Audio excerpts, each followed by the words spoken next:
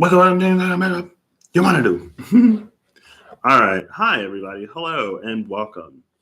I noticed the difference in quality when I use my webcam that's built into my laptop. But besides that, today we're going to look at Rhadamanthus and we're going to continue the Three Judges series, I guess. But when I was doing dishes, because I forgot to do my chores yesterday, and I was like, I just lost track of time. So I'm doing them early today. I did that the day before yesterday. But anyway, when I was doing the dishes, a question popped into my mind on whether or not it's possible to separate the self from the all. And I don't remember my train of thought. I don't remember what I was thinking about, but it was just like, is it even possible to separate the self from the all? And I guess that's an interesting question because of the nature of, I guess, spiritual journeys and spiritual paths, or even practices of mindfulness that's all about connecting to the self. But I mean, it's so, I guess, inbuilt in a lot of those practices, the all, the breath. But I don't know. I don't know necessarily why that came to mind. Well, I guess it's, I don't know. I'll just leave it at that. And we'll keep going. So Rhadamanthus, I think I've read about Minos because the Minotaur came out. And that's when I read Theseus and Ariadne. No, I think Ariadne came out. Maybe it was either the Minotaur or Ariadne. And that's when, it took us to King Minos. And I was like, wait, Minos, isn't that like one of the judges of the underworld? But today, the Two of Cups and the Ten of Cups. That's an interesting cut. That's an interesting energy coming in. What else is there? Oh, what? The Four of Wands with the Ten of Cups. So I don't know what's happening in the world, but I welcome that energy. I was also thinking that I think the reason why for me, certain things, like I notice things so far out is because I'm very stubborn. And sometimes it takes a lot for me to move. And so for me, it's like, and I guess I bring that up because I can feel myself coming into a position of realizing or actualizing what I've been dropping resistance from for a minute now. Like for me, it's in my 11th house. It's a whole bunch of 11th house energy. And I had a lot of resistances there because of previous 11th house experiences. But that doesn't have to dictate what future experiences will be. And so I feel myself kind of approaching that space. The Knight of Swords just came out with the Archangel of Healing at the bottom of the deck. I don't know why Change Your Mind from Steven Universe just popped into my mind. Or just that line, change your mind.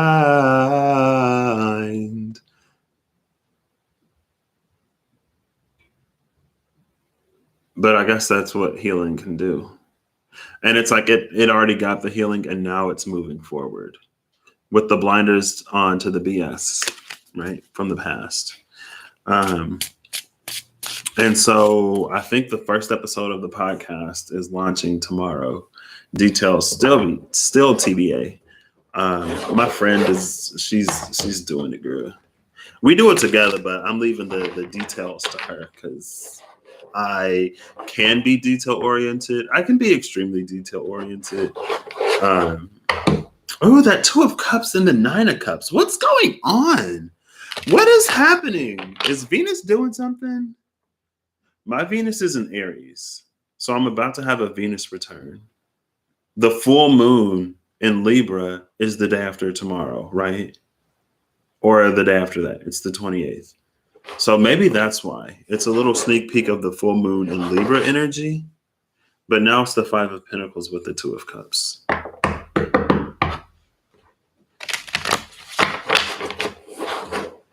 I feel like, and then the Page of Cups with the Five of Pentacles. You know what? We're just going to stop this. All I wanted to do was shuffle these. Whatever that is, it'll make itself known when the time comes. But anyway, what else was I talking about? I had a lot of resistance. And I was just thinking about that too. I was like, I wonder if like the reason why I feel stuff so far out is because I am so stubborn and I can be really, really slow to move. And Bloomin' Rose, what's up? How are you doing? It's been a little minute. How are you? How are you? Hi, hello.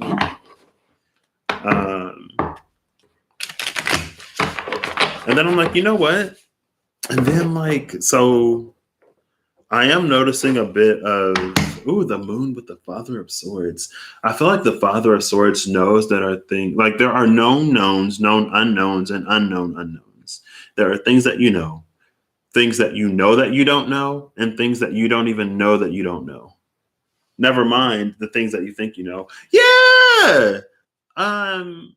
So he was on because we was watching a show before I'm staying with my friend right now. We were watching a show before he went off to work, and he was like, oh, pause it. And he was like, oh, we got like tornado warning. I'm like, every room in this house has windows. There's no basement here. I'm just like, so I guess we would just chill in the bathroom. Because every other room has glass windows. But, I'm praying it'll be fine. I guess it is that season, though. Okay. But yeah, I had that realization earlier today. I don't know why. Oh, God. This is okay. Oh, what is this? So the Nine of Swords and the Four of Wands just came out.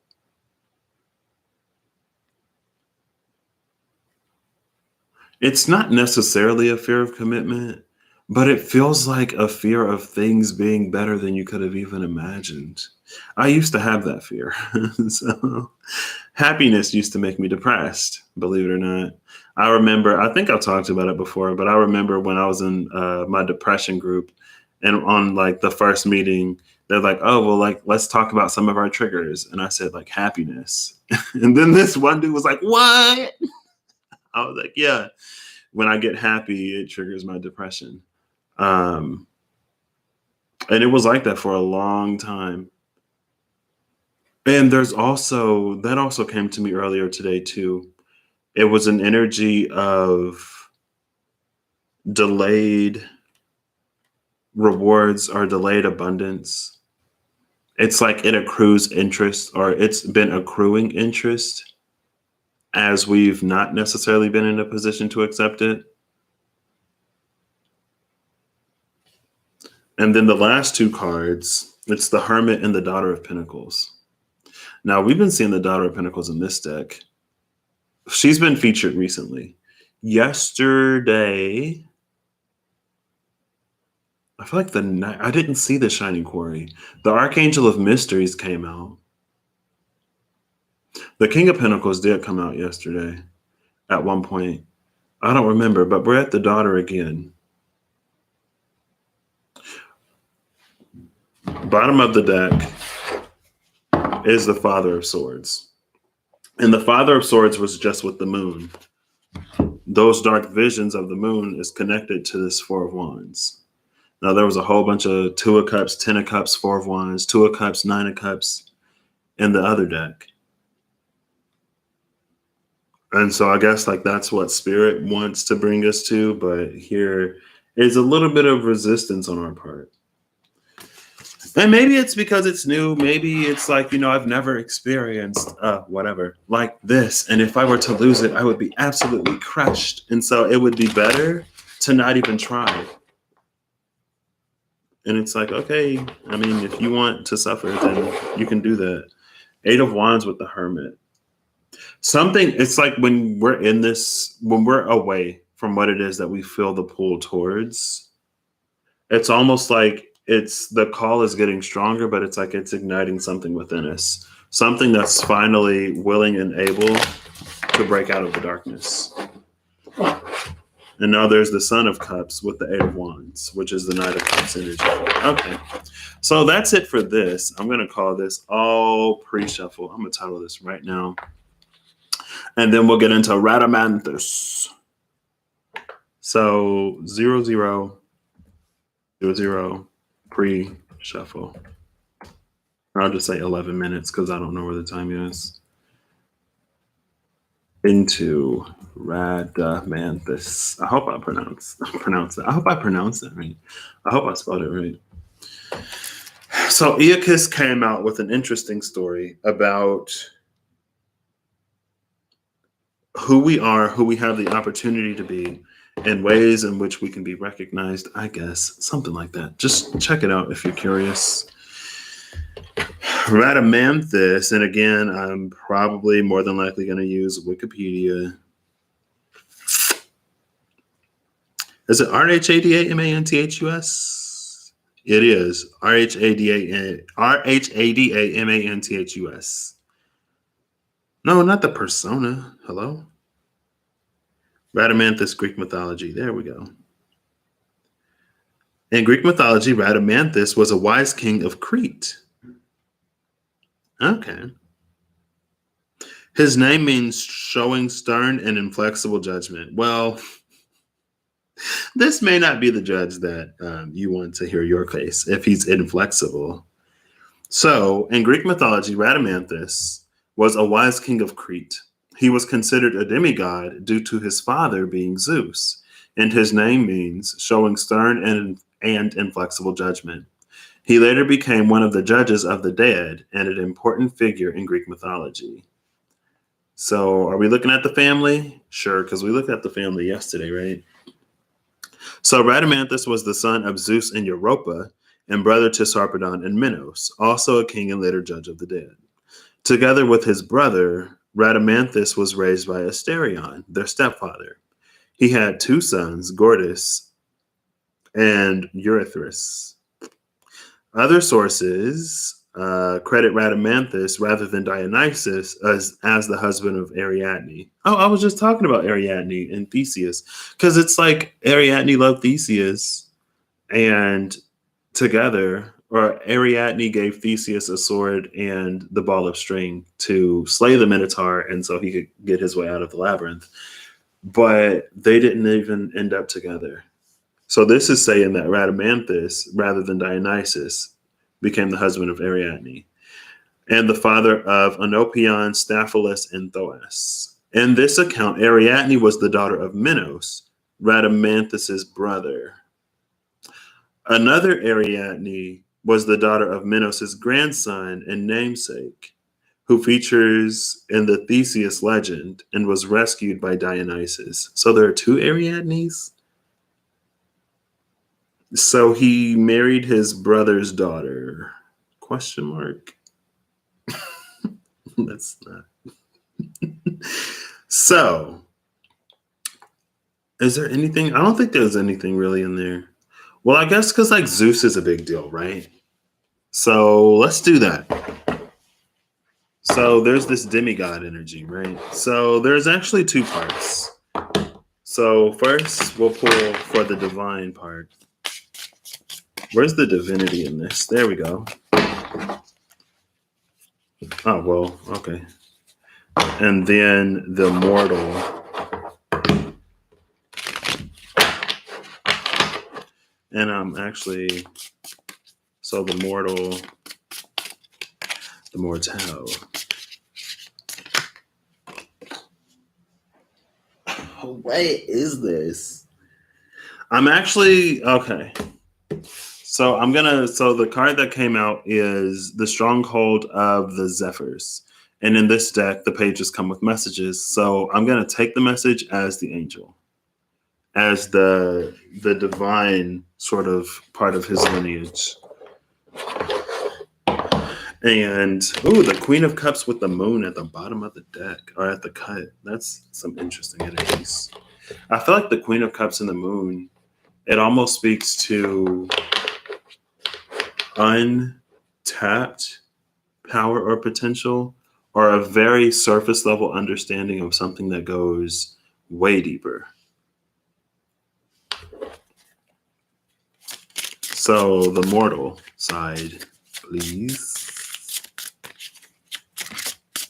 Let's see. 5. Oh my gosh, this is a lot. So 3 of the cards are still in the deck. One of them, the one that fell out, is the Hollow Void. And then, oh my gosh, so 4 cards flipped over. And, oh my goodness. 3 of these we saw yesterday. All 4 of these, technically. So the cards that were still in the deck, it's the Chariot, the Archangel of Mysteries, the Warrior, and the Ferryman.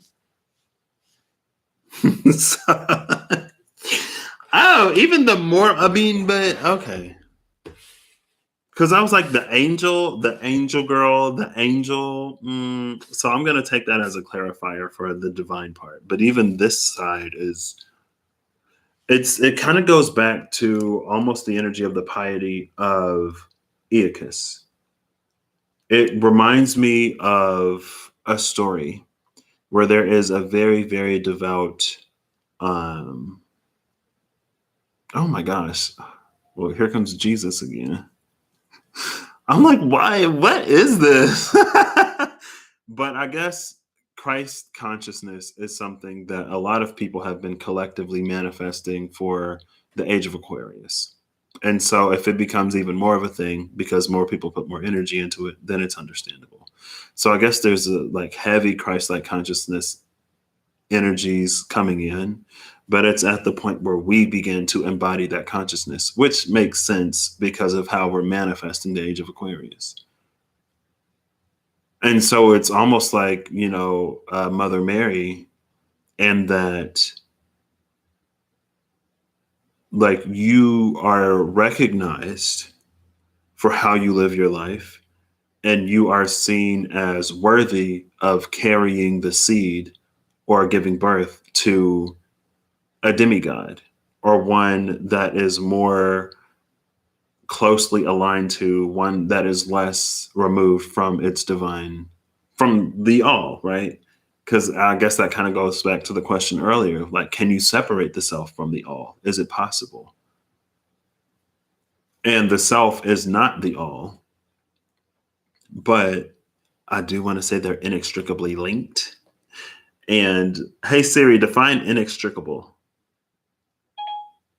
Inextricable means impossible to disentangle or separate. Yeah, impossible to disentangle or separate. That makes sense. They're inexorably linked. I feel like I just mispronounced that word after I pronounced it right the first time. And so there's an energy again of recognition. The 6 of Swords and the Chariot, I believe, came out yesterday in the space of recognition as well.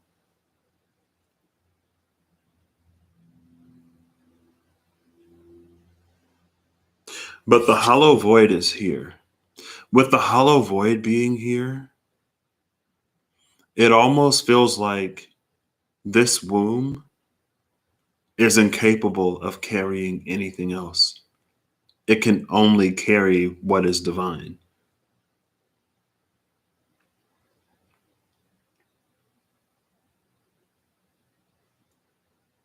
And I feel like that's a little backwards, because you would think that if it's capable of carrying the divine, it could carry anything.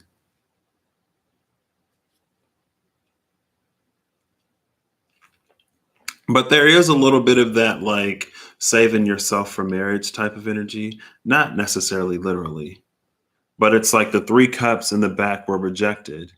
This person's been rejecting everything, maintaining their centeredness, their groundedness, until the divine brings what it is that is meant for that womb.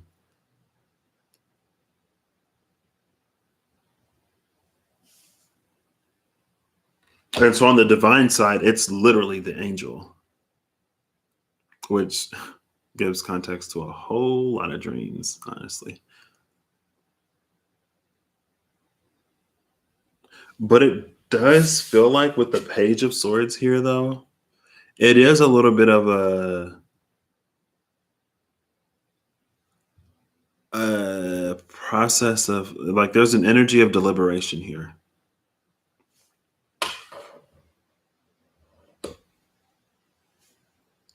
But it feels like a point in life that we will eventually reach, that we're bound to reach.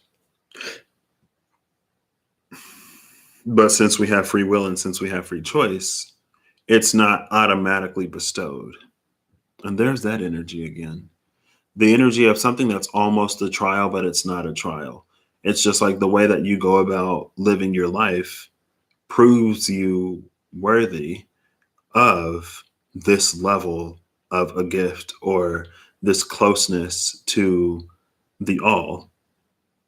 But again, it's not really an energy of proving because that's just the energy that you're in. If you're already in the vicinity of the all, then it's like it just naturally follows that you start to take on some of its properties or abilities. It's like if they're like if a semi full of sugar tips over and you're swimming, then the water is naturally going to get sweeter the closer you get to where the spill happened, right? It's almost like that energy. Okay. So let's work. Let's do this. So, mythology, legislation. Although he was frequently considered one of the judges of the dead in the underworld, he was also known for few legislative activities. There is a reference to a law of Rhadamanthus ordering the Cretans to swear oaths by animals, and to another law of Rhadamanthus saying if people defend themselves against others who initiated violence, then they should suffer no penalty. So this one, I'm going to leave face down until we actually get it. And I'm just going to pull one card for two of the laws. Oh, look. And then there's the Two of Swords at the bottom of the deck with the Queen of Wands. I like the Two of Swords more, especially this Two of Swords, for determining laws, especially with that higher perspective at the top. So I'll give it 5. I'm only going to take a card that's face down. I'm being picky.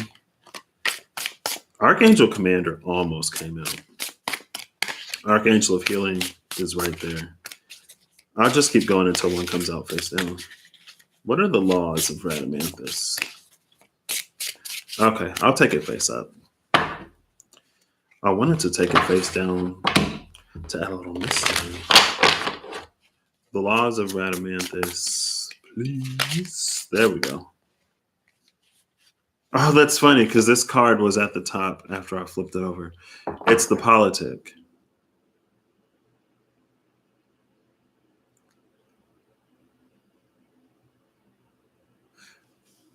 Honestly, there are 3 men in this card. There are 3 judges of the underworld.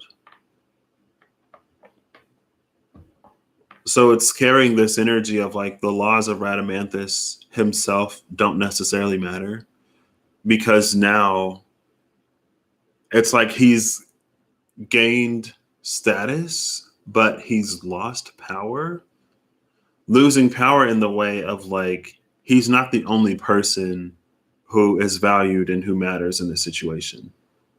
And so anything that needs to be done has to be done with consensus. So it's not Rhadamanthus's law or Aeacus's law or Minos's law. It's the law of the 3 judges.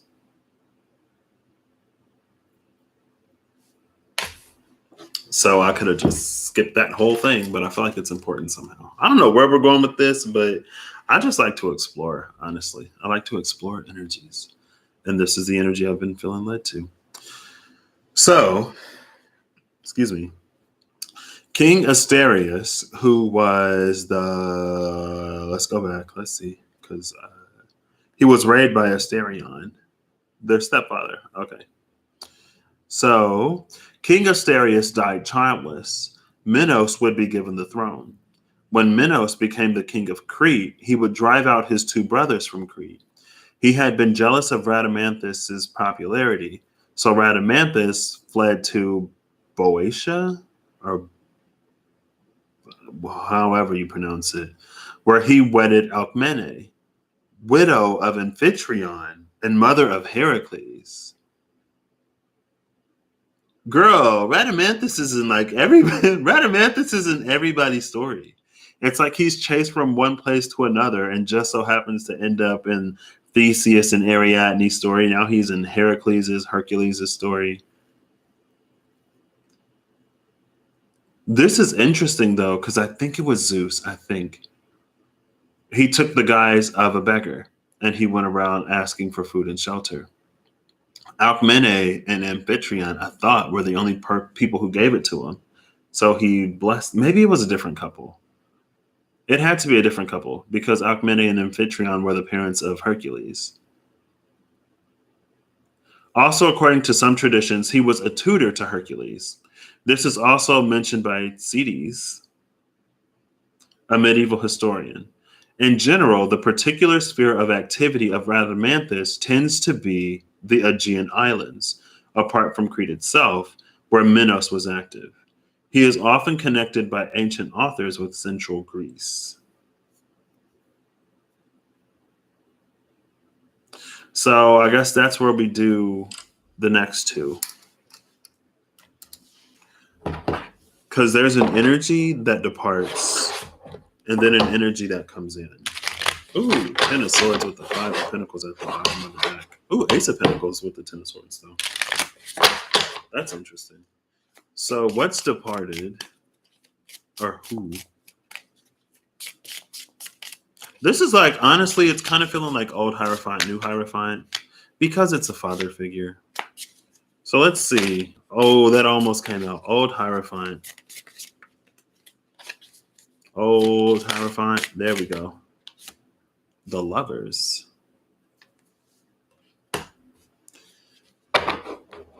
What's new Hierophant?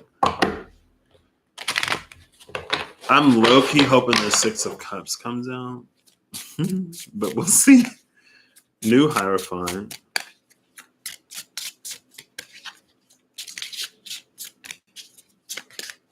Well, maybe Hierophant isn't right. Maybe I should have just kept it before. Because I don't think Amphitryon was necessarily an old Hierophant.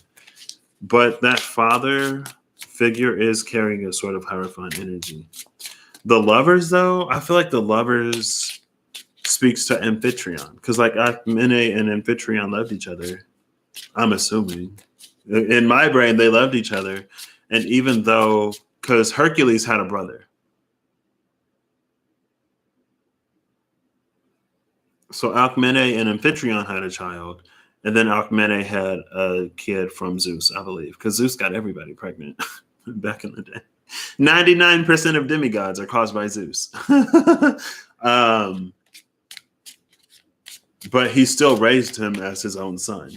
I feel like I should look it up now. Because he might have given Hercules a hard time. I'm going to look it up. This is mythologyception now, apparently. Because I feel like there's a little bit of a story of him giving Hercules a hard time. Because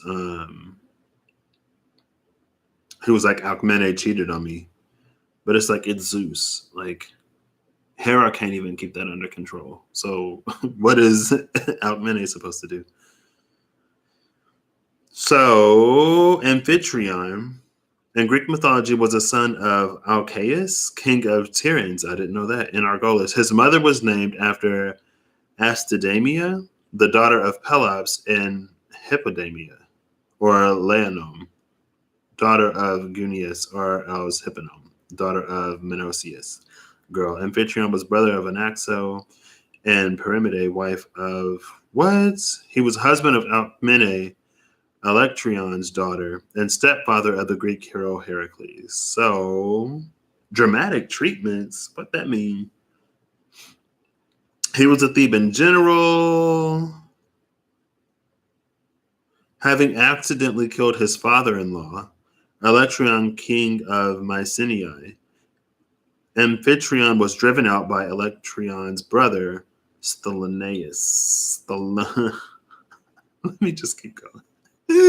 He fled with Alcmene to Thebes, where he was cleansed from the guilt of blood by Creon, king of Thebes. That's interesting. So Alcmene, or Amphitryon, fled and was cleansed of the guilt of blood. I think Heracles was thrown into a rage by Hera because that's what she did.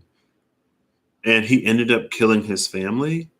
And he had to go through 10 labors to redeem himself, 10 labors that ended up becoming 12. And so there's this energy of like, even though the blood didn't connect Heracles and Amphitryon, he still ended up in some way playing some of that karmic cycle. Or that's what it's coming. I mean, like when Heracles went through it, it was on a much, bigger scale, but Heracles was a demigod, Amphitryon was immortal. And so who's not to say that they weren't a little bit more relatively similar than they were so like drastically different. Alcmene, who was pregnant and had been betrothed to Amphitryon by her father, refused to marry him until he had avenged the death of her brothers, all but one of whom had fallen in battle against the Taphians. It was on his return from this expedition that Electryon had been killed. So Amphitryon killed Electryon because Alcmene wouldn't marry him until she... Oh, and then I think she got pregnant while he was gone with Heracles, and that's why he was mad when he came back. Amphitryon accordingly took the field against the Taphians, accompanied by Creon, who had agreed to assist him on condition that he slew the Tumesian fox, which had been sent by Dionysus to ravage the country. The Taphians, however, remained invincible until Camathio, the king's daughter, out of love for Amphitryon, plucked out the single golden hair of her father, Teralaus, possession of which had rendered him immortal. Having defeated the enemy, Amphitryon put Camathio to death and handed over the kingdom of the Taphians to Cephalus. On his return to Thebes, he married Alcmene, who gave birth to twin sons, Iphicles and Heracles. Only the former was the son of Amphitryon because Heracles was the son of Zeus, who had visited Alcmene during Amphitryon's absence. Okay, now it's starting to come back to my remembrance. Zeus, disguised as Amphitryon. Oh my gosh. Zeus disguised as Amphitryon. That's why she slept with him. Oh, goodness. Well, Zeus just took people. Also, described the victory over the sons of Teralaus in such convincing detail that Alcmene accepted him as her husband. He and Alcmene also had a daughter named Leonome, or Leonomy, maybe. It might be Leonomy. I don't know. Because a lot of Emmy is a me sound. He fell in battle against the Minions, against whom he had undertaken an expedition, accompanied by the youthful Heracles to deliver Thebes from a disgraceful tribute. In the play Heracles by Euripides, Amphitryon survives to witness the murders of Heracles' children and wife. So yeah, Heracles was thrown into a fit, killed his children, and his wife. That's why he had to go through the 10 labors in repentance. So this isn't telling me how he treated Hercules at all. But that's a whole, oh my gosh. What? So the lovers is here in place of Amphitryon. What's coming in under Rhadamanthus? Okay, I'll take these. Bottom of the deck is the Wheel of Life. I feel like the Wheel of Life is just like Que Sera Sera. So 3 cards came out. So under Rhadamanthus is the Discerning One, the Emperor, and the Stronghold of the Grail. The 2 of Wands, the Emperor, and the Page of Cups energy.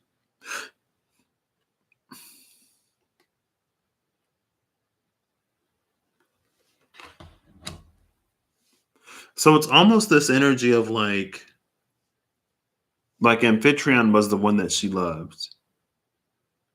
And after he passed, when she was kind of numb, a little, not numb, but she lost the love of her life. Let's assume, right? And this one made sense. Now, he was already in line to a throne, which could explain that emperor energy. I think, though, with the Page of Cups coming out, it's like Alcmene saw that Rhadamanthus could be a father to her child or her children because she had three of them: Laonomy, Heracles, and Euripides. No, Iphicles, Heracles, and Laonomy.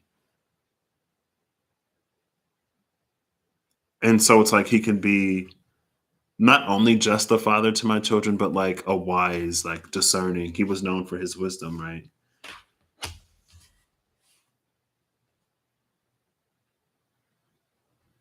And so here, it's interesting because it brings in an energy of a phase of life that we enjoy. And then it also brings in the energy of preparation for future generations almost.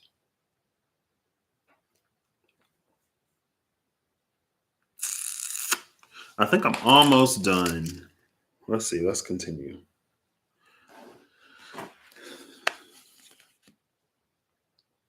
So let's go back to Rhadamanthus. So, according to later legends, circa 400 BC, on account of his inflexible integrity, he was made one of the judges of the dead in the lower world, together with Aeacus and Minos. He was supposed to judge the souls of Easterners. I think Aeacus judged the souls of Europeans. Did it say Europeans? So Rhadamanthus is Easterners. Aeacus, those of Westerners. Oh, there we go, literally. While Minos had the casting vote. He is portrayed in books 4 and 7 of Homer's Odyssey. Virgil makes Rhadamanthus one of the judges and punishers of the unworthy in the underworld section of the Aeneid. Homer represents him as dwelling in the Elysian fields, the paradise for the immortal sons of Zeus. Pindar says that he is the right-hand man of Cronus, now ruling Elysium, and was the sole judge of the dead. Lucian depicts Rhadamanthus as presiding over the company of heroes on the Isles of the Blessed in true history. And so we're going to pull one for all of those. I'm actually going to run to the restroom really quick. I'll be right back.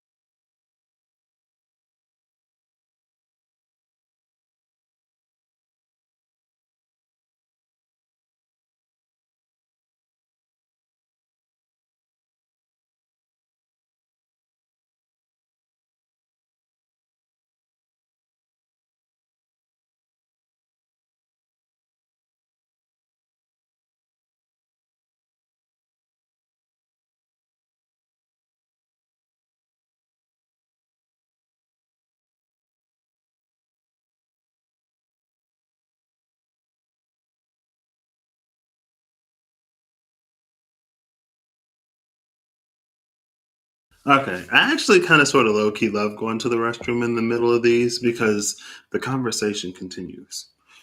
And so what's interesting, and it gives this hollow void a different flavor. Because again, the hollow void, it felt like a womb that's only like it's a womb that's designed to hold something divine. And Rhadamanthus's inflexible integrity is important Because unlike Iacus, this energy involves a lot more turmoil, a lot more strife, a lot more conflict, a lot more um, what do you call it? Displacement.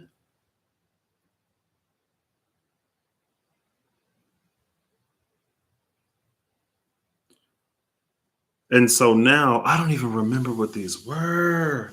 This is the divine, this is the mortal. This is Iacus's law. This is Amphitryon. This is Rhadamanthus. That's Rhadamanthus's law, not Iacus's law. Okay. So now we're going to do 4 cards. I think it was 4, one for each of those little different areas that he had some judging power over. Yeah, Rhadamanthus is interesting because I feel like this one is a lot of drama. Iacus was not this much drama. And Minos is probably going to be just as much drama as Rhadamanthus, but Minos has a secret under his labyrinth. So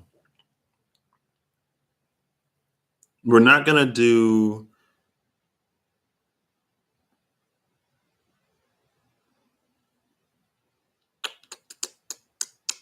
dwelling in the fields of paradise where the immortal senses. Pindar said he is the right-hand man of Cronus and was the sole judge of the dead. So there's actually going to be 2 cards here because there's the one card for Rhadamanthus's law. Well, there's the 4 of Wands and the 10 of Wands. And then, like, in a group and solo. 3 of Swords with the Bread of Life. The Healer with the 3 of Swords. I mean, that's what life is, right? It's ups and downs, it's rounds and rounds. Okay. So, solo, that was quick. Oh, well, that makes sense. See, this isn't, it's fine. I'm going to say, like, this isn't really telling me anything, but it doesn't have to. This isn't a group. Okay. And then the last one was, and then I'll read these.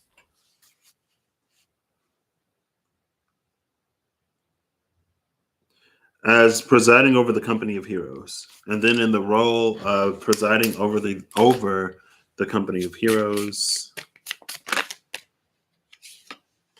the will of life. Bottom of the deck is the malaise. It's interesting that the 9 of Wands malaise comes out after everything. It is a little bit of an exhausted energy, but it's still one that doesn't compromise. So the card that came out for, because I said a group solo, but this feels solo. We'll take it how it resonates. It's New World Order. It makes sense for solo because it's like, he has the final say. But in a group, it's the bread of life.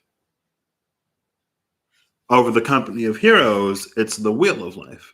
So it goes from the bread of life to the wheel of life.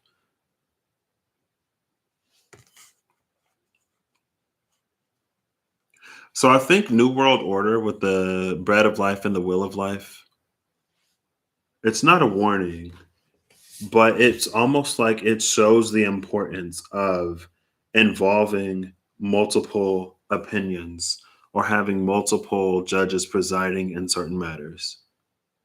Because it's almost like with the multiple judges, there's more. What is that word? What is this word? I don't know. Like, there's a word that's trying to come to my mind, but the only word that I can think of is life. There's more life in life when there's multiple people judging. If it were just one person, it's like it would flatten it. It would make it more static and less dynamic. It would be a system that's not capable of handling the complexities and intricacies of life. And when it comes to judging the souls of the dead, it makes more sense to have people of upstanding character from multiple walks and backgrounds. Because if you have one person judging all paths, then it almost feels a little bit like, why Jesus had to come and why he sacrificed, why he died on the cross so we can actually get into heaven. Because it's like it's more difficult than one would think. And if it weren't, all those angels wouldn't have fallen, right? Not necessarily.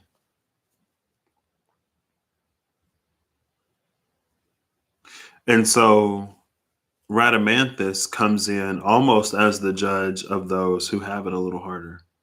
And if you think about like Easterners and Westerners, a lot of Eastern cultures have maintained certain things over like hundreds and thousands of years. But in the West, especially here in America, but even I don't know much of Europe, but it's like because of the history, it's like the East and the West both had histories of like domination and like this people taking over the land from those people and blah, blah, blah, whatever. And things have changed hands many, many, many times. But it seems like the East was a little better at preserving certain things in some ways. And so it's almost like in the Eastern field, it's about preserving. And in the Western field, it's about innovating in some way. Now we meet in the middle where we hold what we need to, but we also progress where we need to. We don't hold so much that we're bogged down and we can't progress forward. And we don't move so fast that we can't build a foundation or we don't have any roots, or it's like we start running circles, repeating and redoing things that have already been proven to not work. Not saying that either one is necessarily in that space, but when you get an excess of that energy, that's what could happen. And so Aeacus, why do I keep saying Aeacus? Rhadamanthus ruling over the Easterners, right? Let's see. Yeah, Rhadamanthus is the Easterners, and Rhadamanthus was the inflexible integrity. So no matter what happens, no matter what comes, it still maintains. And a lot of times we use our pasts and we use our troubles and our struggles to justify the terrible things we do to people who don't deserve it. And at the end of the day, once you make a transgression against the innocent, the full weight of that transgression falls on you because the innocent did nothing to deserve it. And it's like it's our job to heal and process what happens to us so that we don't go out and wreak more havoc in the world. And again, it's like that goes back to the energy that Aeacus was recognized for yesterday. But today it's coming in the position of what we inherit from our mortal lineage.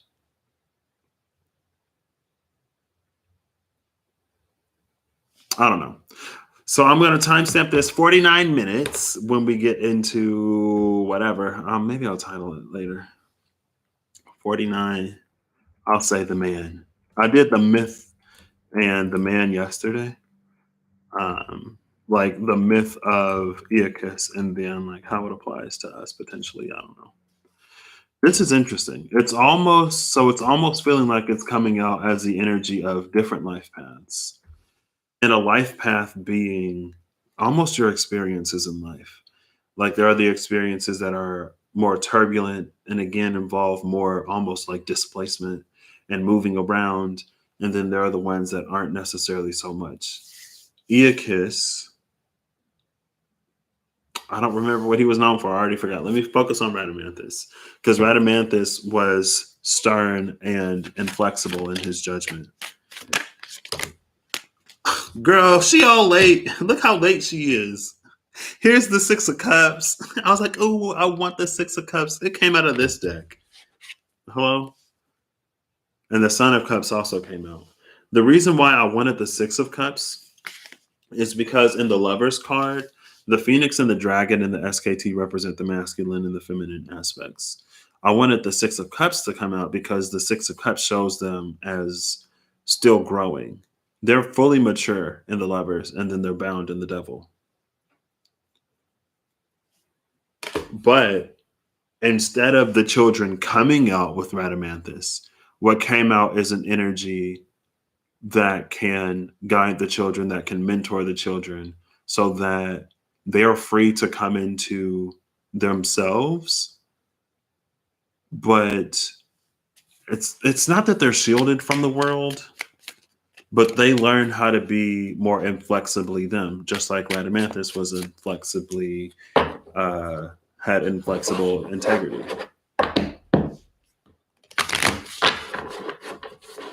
And it's like we need both, right? Ooh, the Lovers in the Strength card. There were still things that they learned from Amphitryon. It ain't all Emperor. So, the divinity side of this. Let's see. This is divine lineage. This is the soul, I guess. I'll take it. Bottom of the deck is the Four of Wands. So the Seven of Pentacles, the Ten of Pentacles, and the Daughter of Cups is coming out under the divine, under the soul. So there's an energy of cultivation, there's an energy of nurturing, and there's an energy of abundance. There's also an energy of connectedness with the Daughter of Cups. And it's an energy of like being able to almost see the full gamut of a person's character. Good, bad, and everything in between. And not a judgmental way, but in this Seven of Pentacles into the Ten of Pentacles, it feels like an energy that's able to balance us in our entirety in a way that is fluid, that is harmonious, that makes us receptible to receive more of everything.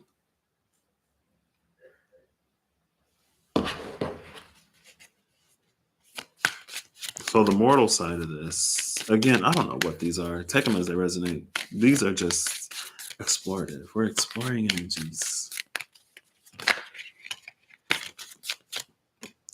The mortal side is the Mother of Swords. It's like that's the sense. That's the part of us that's like, you know, you can be loving and caring and you can be this and you can be that, but it's not to be taken advantage of in the world that we live in.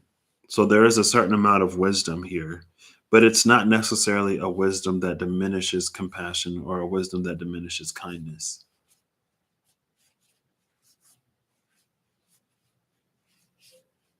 This is interesting though, because it's like the air energy in the myth came out under the divine. But here it's coming out under, in the man, it's coming out under the mortal. But again, there's something about what's been passed down. Maybe this is a matrilineal way of thinking. It's a matrilineal way of maintaining both compassion and kindness. Or maybe it's one that's been maturing. It doesn't neglect the world, but it does its best to not like be succumb to it, to not succumb to it either. Because again, Rhadamanthus is all about inflexible integrity. And even though your integrity isn't flexible, you have to be. Because the world is dynamic. And so we have to bend and stretch as it bends and stretches and moves and shrinks whatever, we have to also do something within us to maintain ourselves and our proportions, right? Otherwise, we'd be distorted by it. And so it's not that it's immovable, it just finds a way to maintain itself regardless. And that's what's coming in here. That's what's inherited. It's like a way of thinking, a way of handling life. And it doesn't necessarily feel like it's exactly the same. It feels like I said, a line of thinking, but each person within that line, it's like a skeleton. Each person within that line fleshes it out in a different way. And so it's not exactly the same between each person, but it all mirrors and echoes the same sort of sentiment and value. And again, I don't know if I talked about it fully with the energy of this, like this divine vessel, but it feels like a line of people have been recognized for their integrity, for their closeness to oneness. And so their line is blessed with the divine seed. They're blessed with one who is capable of holding and exuding more light. Take it as it resonates. And that would be the one that really like comes in and starts to break generational curses, and the one that comes in and starts to build generational abundance and things like that. The one who comes and changes the narrative of that family. And again, it feels like there's already a certain amount of like integrity or something there, but it's more about changing like the physical circumstance because everything else is there, more or less. Or maybe the physical is there, but there's something else that's missing. This is the one that like brings it all together. So, Rhadamanthus's law. What is Rhadamanthus's law? We'll do 5, 4, 3, 2, 1. Last one. Top, bottom. 6 of Wands, 5 of Pentacles. Rhadamanthus's law is that your character, your integrity, it doesn't change depending on your circumstances. The butterfly never becomes the caterpillar again. After the butterfly is a butterfly, it remains a butterfly until the end of its days. Rhadamanthus's law is that we don't go back. Rhadamanthus's law is focused on the future. It's the prophecy here. So in a certain sense, it's the prophecy, but in like lived life, it's the integrity. Because that's the only way you get there. He was recognized for the life that he lived. And in a lot of systems where people become saints or gods or whatever, they're always recognized for the life that they lived, not what they could have done had they not been in this set of circumstances or had this not happened to them. Because life happens to everybody who lives life. It's to remain victorious. It's to remain in the energy of transmutation and transformation and healing. And it isn't necessarily difficult, but again, it's like when you ride a bike, you never forget. When you learn how to fly, you never forget. The butterfly never becomes a caterpillar. It ain't necessarily supposed to be easy, I guess. I don't know. I don't know what this is. It's an energy of recognition, right? 6 of Wands, like literally recognition. And if we don't do anything noteworthy, then like, what are we going to be recognized for? What are we going to be rewarded for? And it reminds me, because my grandma was on the phone with one of my cousins lately, and she was like, pray for what you need, work for what you want, type of energy. But we're still like trying to get our needs met or something. I don't know. So next is the Amphitryon. Where's the Amphitryon in this? Ooh, that's a whole, oh gosh. Amphitryon almost knocked my whole deck over. Ain't no way I was taking, look, I would have been taking all of these cards. That would have been how much of the deck is left. So for Amphitryon, it's interesting. The Wheel of Fortune and the Four of Wands came out. Both of them almost have a sort of framework energy. What's also, well, I guess that came out later. The Four of Wands and the Wheel of Fortune for Amphitryon. And it was the Lovers before. So we have the Wheel of Fortune and the Four of Wands sitting on top of the Lovers. It's again, it's feeling like an energy of cycles. Like there is a certain phase where this is happening. There's another phase where something else will happen. The Four of Wands is not the end of a journey. The Four of Wands is a beginning to a whole other one, a whole new one full of different challenges that now involve more than just you. And if you can't not be selfish, if you can't not be self-centered, then it's like whatever was established at the Four of Wands may not long stand. And the Wheel of Fortune is almost speaking to the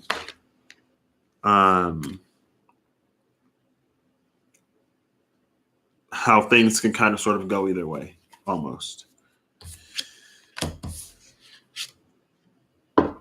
So this is clarifying with the Ace of Pentacles. So the Two of Cups, the Father of Cups, and the Ace of Pentacles at the bottom of the deck.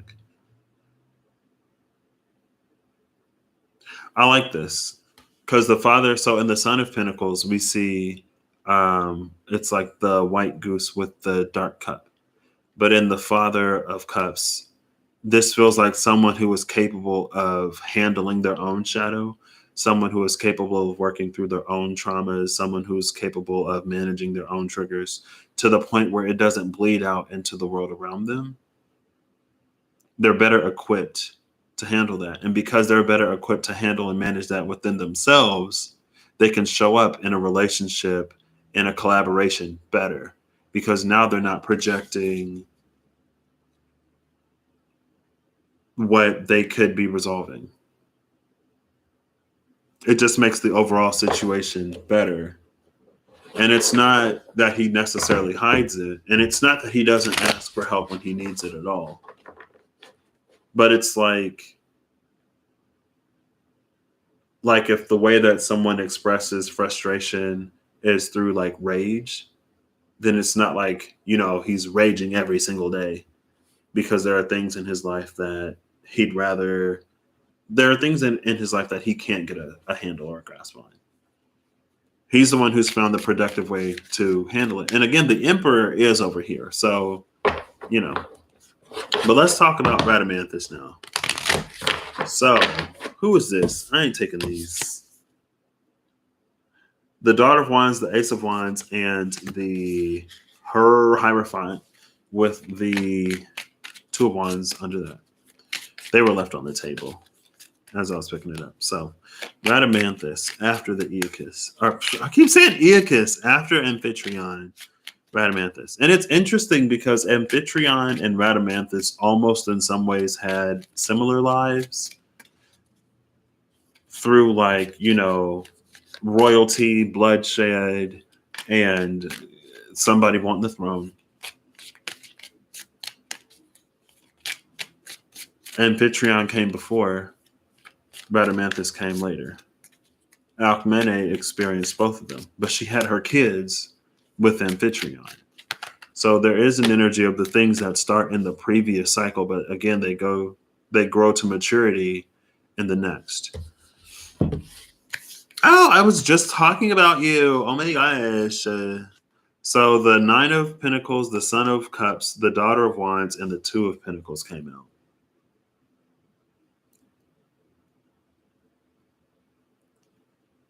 See, there's the dark cup that if he's not careful, that darkness can spill into the water around him, and it can start to impact other people, other birds, the fish, right?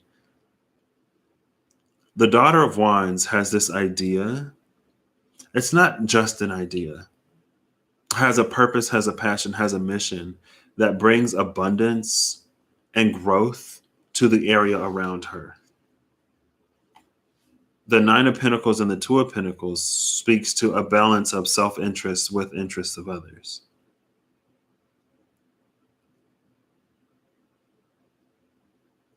And I guess this makes sense for what I was saying with the Wheel of Fortune and the Four of Wands. Like if you're too self-centered, too self-absorbed to cooperate or to collaborate or to work with your partner, then the partnership is probably doesn't have a very good chance of succeeding or being like a healthy and happy, more consistently one.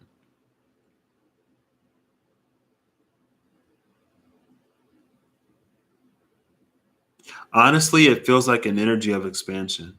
It feels like the Nine of Pentacles then bleeds out. And it also feels like someone or something, a group of people that you can share this with, but that you can share it in a way. But that's because it's like they're not taking on anything that isn't theirs. And so because they're already in that energy, you can share almost without the fear of that happening.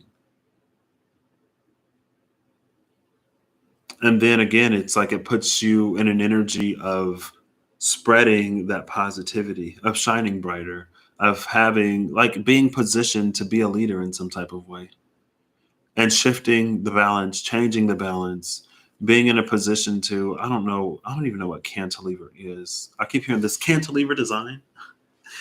Watch house tours, mansion tours, and stuff like that.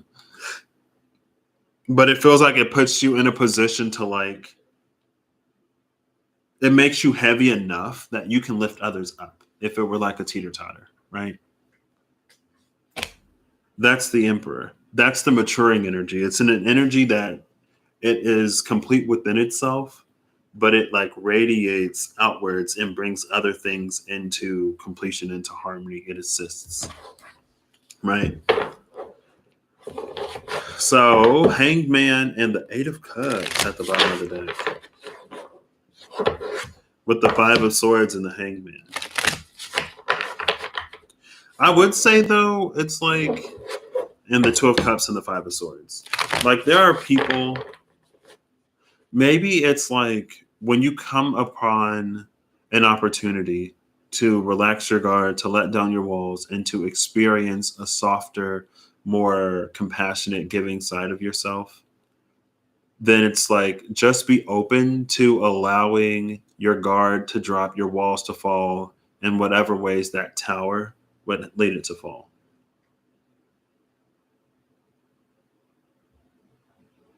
But it's like a good tower, right?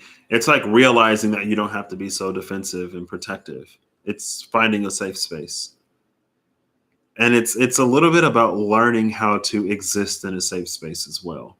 Learning how to like keep safe spaces, to keep safe spaces safe by not being this like gushing, rampaging, shadow spewing monster. Right? Five of Swords came out. I'm going to put that on the New World Order. So solo, this is extremely, almost abrasive. It cuts things out. It excises what could be saved. It reminds me of the Queen of Swords, and she's up here. The Queen of Swords as compared to the Queen of Pentacles. The Queen of Pentacles knows how to care for a plant. The Queen of Swords can have a garden, but she's not as into the earth as the Queen of Pentacles is. And so it's like there are times when the Queen of Pentacles, or where the Queen of Swords would say it's best to cut your losses. But the Queen of Pentacles would be like, no, we can save it. And it's not for the Queen of Swords to be the Queen of Pentacles, because the Queen of Pentacles is the Queen of Pentacles. The Queen of Swords needs to be the Queen of Swords because, you know, that's how she does what she needs to do. And it isn't necessarily a limitation, but I guess it can be. Because in this New World Order with that Five of Swords, it's like it's a very domineering, sort of like my way or the highway type of energy. And it's very easy. It's easy to live a life of being subjected to the whims of other people And then when you get a little bit of abundance or a position or authority, then that's how people kind of sort of operate. When we come into certain phases and cycles, we become the villain that we used to run from, hide from, or cry into our pillows at night because of. And it's like, wow, like I didn't even realize I started to do what they were doing to me. And it comes in as like when is it going to be my turn? I want someone else to know how it feels. But again, that goes back to the energy of like, life is life, and we all do the best that we can. But once you start to negatively impact the lives of innocents and those who don't deserve it, that karma is full yours. Because now it's like you're not even like the person who you have the issue with, you're not even going to them with the issue. Now, because it's like now you're perpetuating something even larger, something that could have ended with you, something that could have stopped with you, is now proliferating out in the world because of things that you did. And so, just like some will pay for what they did to you, part of what you do to other people may fall on them, but also it falls on you. And when it comes to life, I don't know if karma is necessarily so cut and dry. Honestly, it feels like something that kind of sort of works out by the end of the day. But when it comes to determining what our experience is going to be, then that holds weight.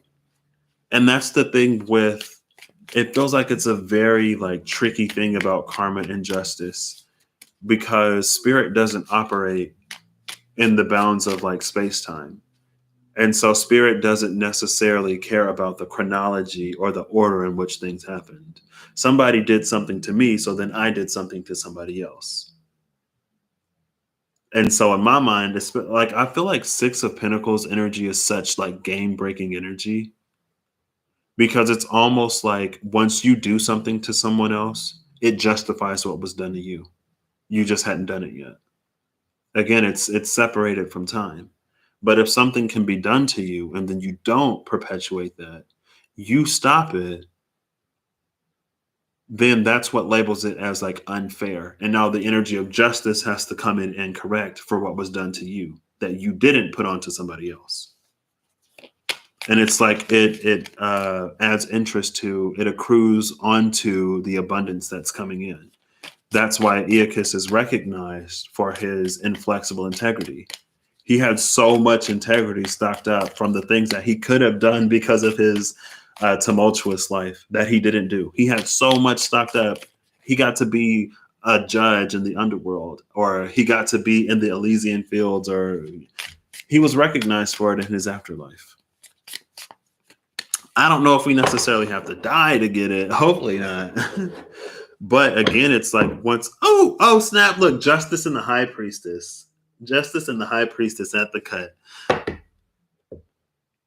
I love that energy. But it feels like that's how it works, though. Because again, it's like time and space, especially time, it's only relevant in certain dimensions. But that's like Six of Pentacles, honestly, it feels like I guess the linchpin. Is that the saying I want? It feels like the linchpin, like the way to just completely change everything by what you do and how you give. So in a group, on a team, 5, 4, 3, 2, 1. Last one.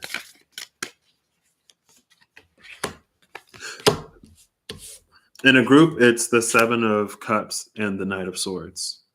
And I love this because, again, with different perspectives, it's easier to see the positives and the negatives of different things. There are things that you would never even think of as being a factor because there are paths, there are lives that you've never lived. But somebody in that group would know. And the more heads you have coming together, the easier it is to eliminate the options that aren't it. The Son of Swords has the clarity and the celerity to make a sharp decision, a sound decision fairly quickly. and the right decision. But again, it only happens in that group aspect. It's like a two heads are better than one type of energy. And again, going back to like the Queen of Swords. So alone, it's the Queen of Swords. In a group, it becomes the Queen of Pentacles. In a group, it can cut out the 6 that don't matter and select the 1. Alone, it would just throw the whole thing away with that 5 of Swords. So it's like it improves discernment in some way. 8 of Wands at the bottom of the deck. And maybe it's, with the 9 of Wands after that. Maybe it's because we're all a piece, a part, and fragment of the all. And so the more pieces you have together, the more of the image is complete, right? Or something like that. So presiding over the isles of the heroes or the blessed, the devil almost came out, girl. And then it did, girl. 9 of Cups at the bottom of the deck. This card flew. Something hit my knee. So I feel like there's a card on the floor somewhere. The Hermit in reverse literally fell out right on top of the Wheel of Life. The Devil upright, the Hermit in reverse. The only energy missing is the Hierophant. I feel like I was thinking about the Hierophant or the Hermit or... No, I was thinking about the Devil earlier. And I was like, oh, that could be Pisces because Pisces is connected to substance abuse, basically. And I was like, oh, well, that's a devil energy. It can have, but it's because of Pisces' dreamy nature, because reality isn't as dreamy as we can imagine it. It creates a need to escape, a heightened level of escapism. And Pisces energy turns to substances to satiate that need, right? Because we can't go anywhere, but if you take enough of the right thing, you can feel like you went somewhere. Yeah. I don't know why that popped into my mind. So maybe this is I think that popped into my mind because with the devil being Pisces, that makes this a polarity. It makes it a Virgo Pisces polarity. And it's interesting because Virgo is like the energy of the one that would do something to change the situation. Pisces is the one that would take something to change the situation. One of those leads to the situation actually changing. But neither one alone, because it's like Virgo would change the external circumstance, Pisces would change the internal circumstance, but it's about changing both the internal and the external circumstance. And the Wheel of Life is here. But that just takes me back to circumstances and internal circumstances and external circumstances. External circumstances may have changed enough that your route to abundance or your path to whatever you wanted has changed or has been delayed indefinitely because of everything that's transpired over the past year. Also, at the same time, internal circumstances may have changed because of everything that's transpired over the past year. Rhadamanthus can't control external circumstances, but he can control internal circumstances. He has inflexible integrity. And that takes me back to the Four of Pentacles energy that we were recognized for, or that we had the ability to whatever yesterday in the Iacus spread. Because it's like, regardless of what happens externally, it's maintained. It can flex this way, it can flex that way, and in any combination of ways, it can flex, but still maintain those ties. Sorry, that was probably really loud. I'm gonna grab the card. 3 of Wands and the 3 of Swords together. That's like when we're in heartbreak, but we manifest more heartbreak because, or like when we go after the things that will hurt us more when we're already in a space of hurting. Again, it kind of sort of goes back to that Pisces escapist tendency. Here it is. It came out between the 5 of Cups and the World. like this, it can flex and bend in any number of ways, but still maintain these ties and connections. That is that inflexible integrity.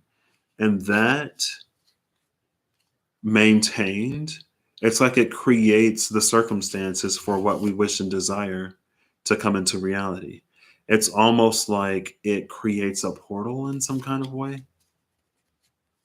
Or there are different like portal stones to make it happen. And I remember talking about the linchpin earlier. I don't remember where that was.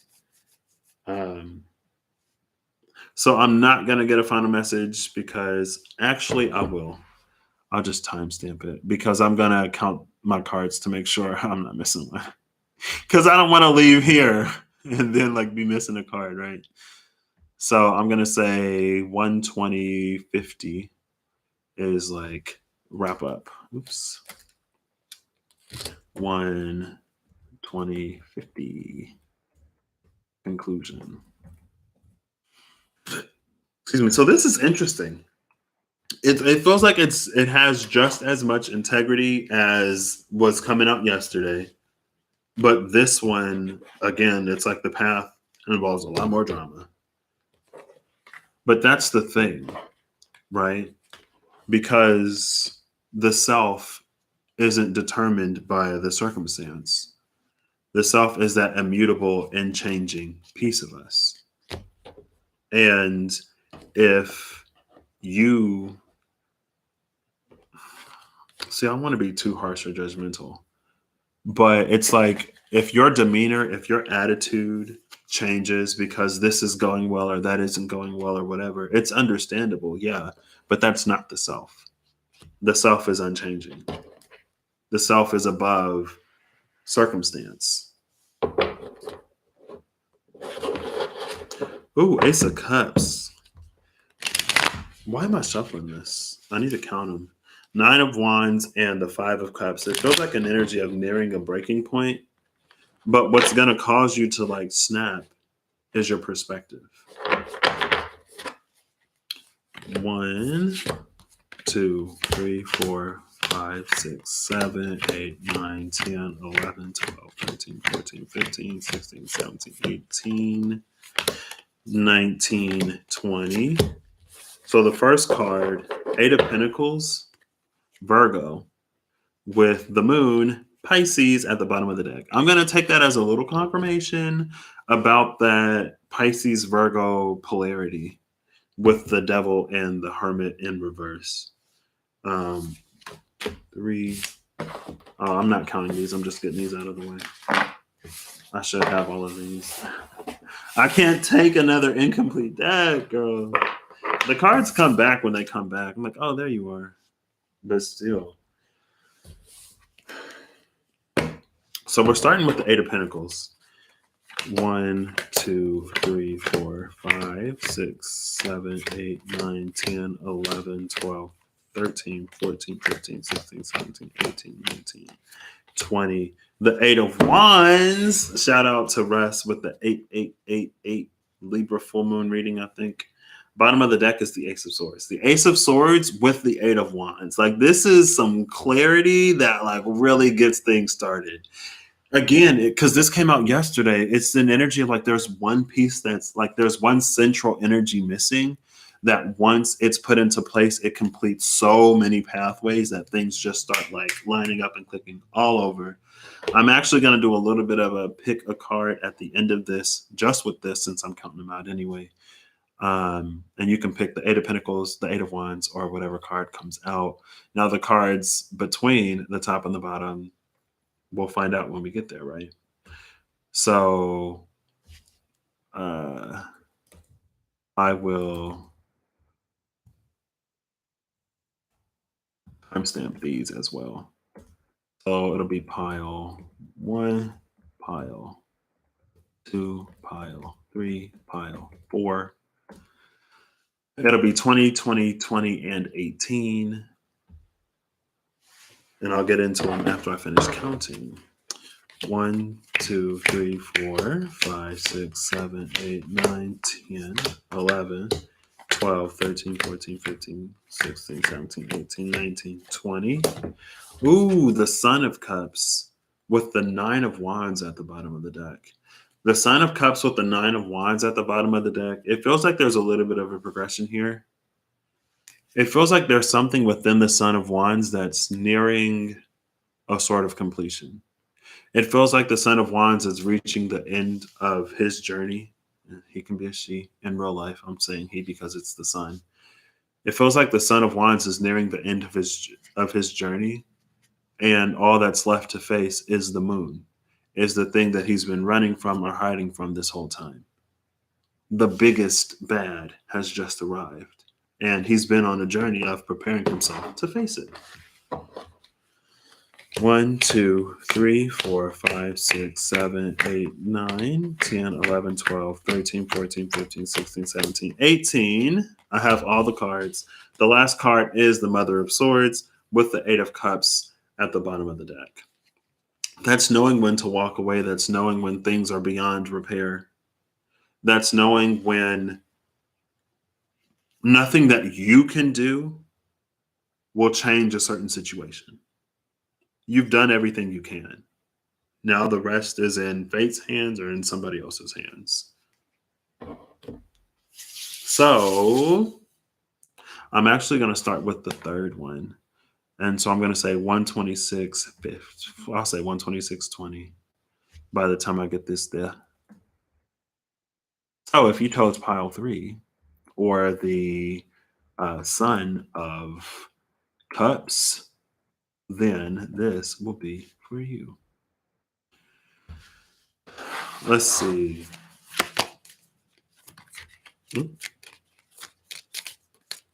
There are 20 cards here. I just wanted to count. If you skip to this for some reason, I just wanted to kind of make sure I had all my cards because I thought a card fell onto the floor because I felt it hit my knee, but it was on the table. So we'll take this one. Ooh! Oh. Okay. If you chose this pile, just go back and rewatch the video. Yeah, just go back and rewatch the video. The cards that came out, it's the High Priestess, the 7 of Wands, and the 9 of Cups. I love this because 2 plus 7 is 9.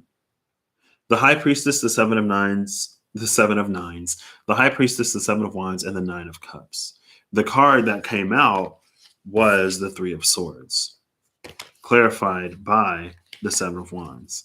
And the reason why I say watch this video is because even though you've been in a space of heartbreak, even though there's been faded disappointments in the past, you've continued to maintain light.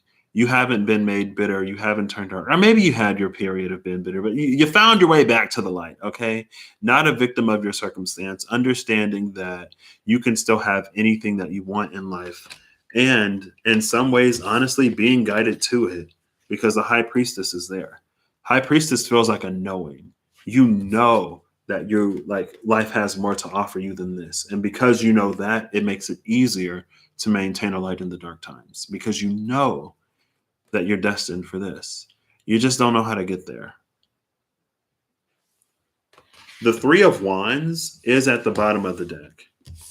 And the 3 of Wands in this deck is a card of vision. And the Son of Cups is behind this, with the 7 of Cups behind it. And the Father of Cups behind this, and the Father of Swords right there, and the Son of Swords behind the Father. So this is having the courage to see things through to the end, to face that final shadow, and to make it out of the hardest period of your life, honestly. And it's not that disappointment or heartbreak or challenge won't happen in the future, but you're going to be able to handle it.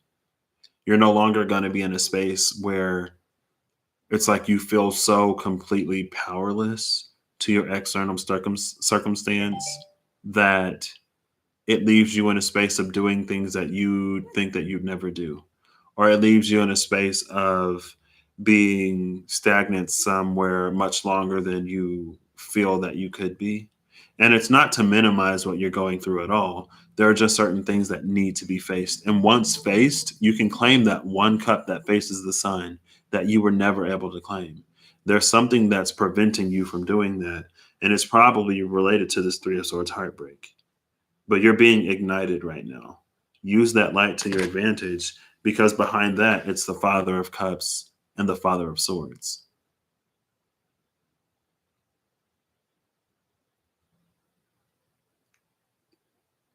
It's an energy that's able to understand and comprehend things on a level that brings context, it brings clarity, and it feels like you reach the point in your life where you see that the difficulties that you face, the challenges that you've overcome, the ways that you've evolved will serve you in fulfilling whatever purpose it is that you will fulfill. Because again, all of this is for the Nine of Cups.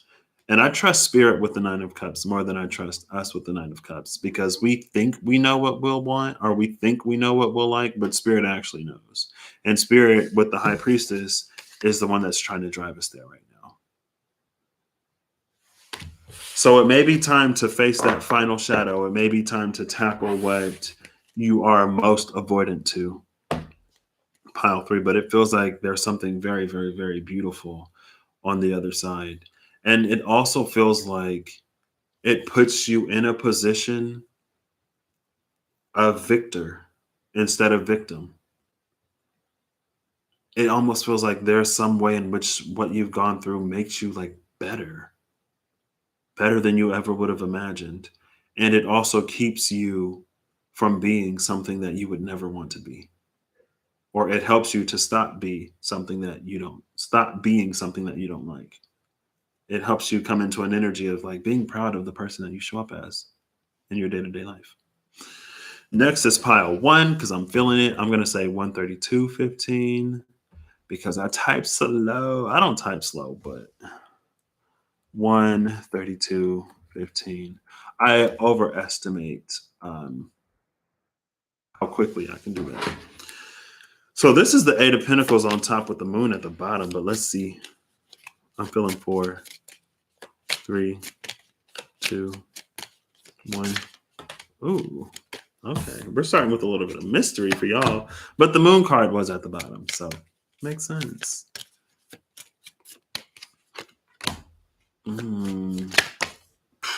Okay. Let's just add to the mystery, I guess.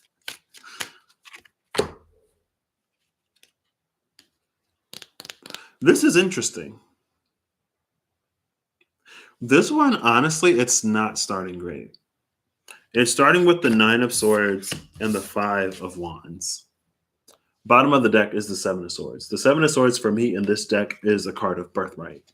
And it's the card of like an inheritance, something that's withheld from us until we fulfill certain conditions to get it released.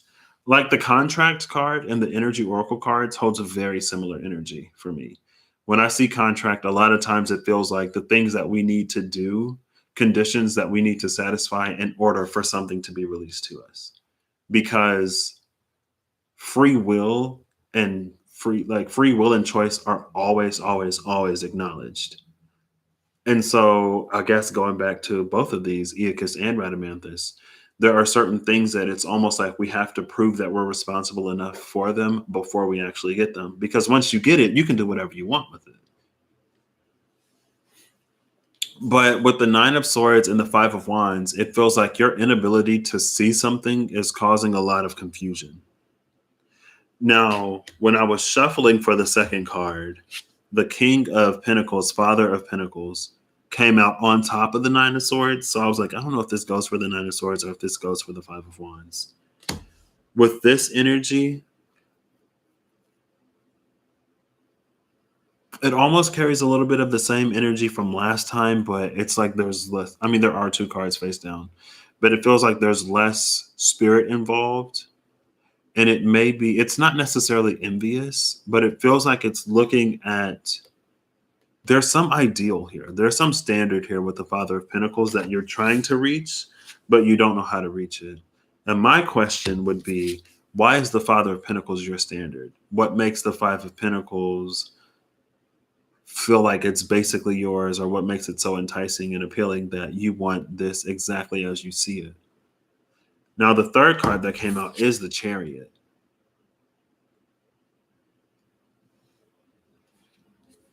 There's an energy here that could honestly go either way. Because with the Nine of Swords and the Five of Wands, this is a Chariot energy that moves, but it's like it almost has, it's either misguided, misdirected, or it has no direction. It's just moving. And it feels like there's some limiting beliefs here that, like, if you just stop for a second and work on the foundation, then you would get there. It feels like you're looking at the horns of the Father of Pentacles, but neglecting the rest of its body. And if you're a fish or a lion or a tiger or a bear or a mouse or a bird or any animal that doesn't have horns, you're not going to have horns no matter how hard you try. If you're a little bunny rabbit and you got horns, it might be what, a wolf or tinker, what do they call them? Bunnies with horns are apparently a thing. I haven't seen one in real life, but they're apparently a thing. But it's like you're looking at the surface, but neglecting everything that it took to get there. So you can't envy this, but not want to do any of this. And that's a little bit of this energy. Now, the two cards that came out face down, well, when that first card flipped out face down, and I was like, oh, we got a little bit of a mystery. It's literally the Moon card, which was literally at the bottom of the deck, and it came out. Eight of Pentacles up top, the Moon on the bottom. It's like, I'm putting in all the work, but I'm not getting where I want to be. Something about this, it feels like maybe you don't see the full picture. And it reminds me of like people who will imitate like successful people, or people who will do point for point, word for word, what someone else has done, expecting the same results. Like there's a certain amount of truth to that, but also like their approach may not necessarily work for you. And there are certain roads that have become overly saturated. And there is something for you that is for you.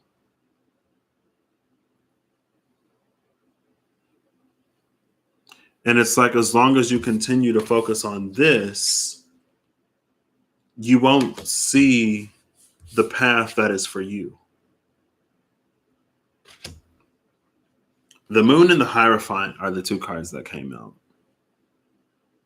The Moon and the Hierophant, it speaks of a system that's like, it's rigged against you. It's designed to keep you in the dark in some way. It's designed to keep you wanting this and to keep you scattered, so that any movement that you do make doesn't really get you closer to where you want to be. It feels like a bit of a hamster wheel type of energy. It feels like pile one is on a hamster wheel and they're doing everything that makes sense to them to get off of it.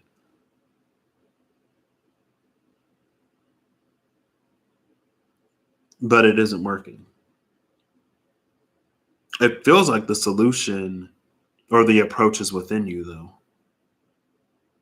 But maybe you disregard what you think will work in order, like in favor of someone that is more experienced or someone that is more knowledgeable. But who is more knowledgeable and experienced in being you than you are? And just because something worked for someone else doesn't necessarily mean it's going to work for you. And also, just because something didn't work for someone else doesn't mean that it won't work for you.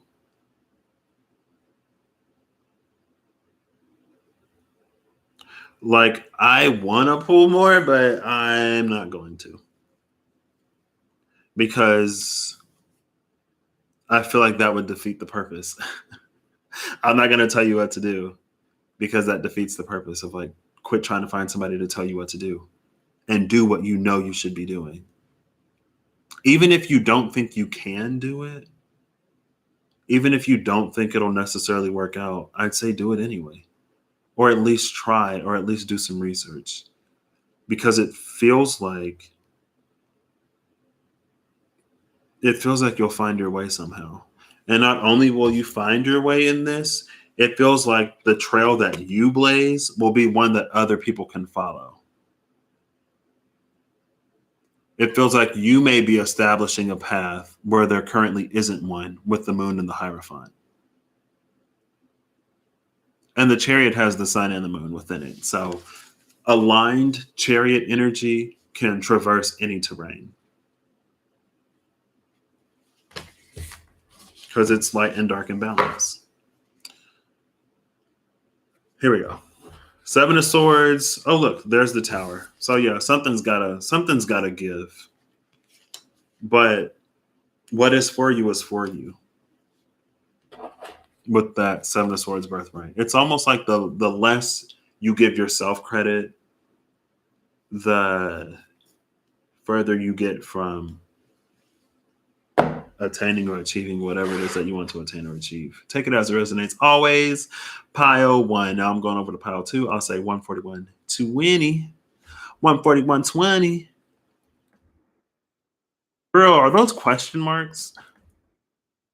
I'll fix them later. I didn't even notice. I put 1 question mark 31 question mark 15 for pile 1. Or is this for pile 2? Hold up, girl. I'm getting confused now. For pile 1, yeah, I put 1 question mark 32 question mark 15 before I even read it, and 2 cards came out face down. One of them was the moon. So I'm not fixing your timestamp, pile 3. If you care about any about that, this is pile 2. If you care about any about that, watch pile 1. If you don't care, then stay here. Ooh, the 2 of Cups is in here. Okay. I don't know why I'm shuffling this one like this. I ain't shuffled any of the other ones like this. Ooh, the Mother of Pentacles with the 2 of Cups is in here. Okay. You may be coming into a position of being able to positively contribute to those you care about or your community. You may be coming into an abundance that's meant to be shared. Potentially. Okay. 2. 1. Last one. The Mother of Wands. So there are 2 mothers in here. The Mother of Wands is the nurturer, is the protector. The Fool, it's about new beginnings. Something in this dynamic has already shifted and changed because we have a snake and a new bird. This is a bird that doesn't know that it can eat snakes, or it doesn't know that it's supposed to. And that can carry multiple energies. One of those energies is like your nature may be different than the nature of those around you. You may have been conditioned to be a certain way that maybe never really resonated with you, but you tried it anyway. And you may be feeling yourself led and guided in a new direction, one that is more authentically you.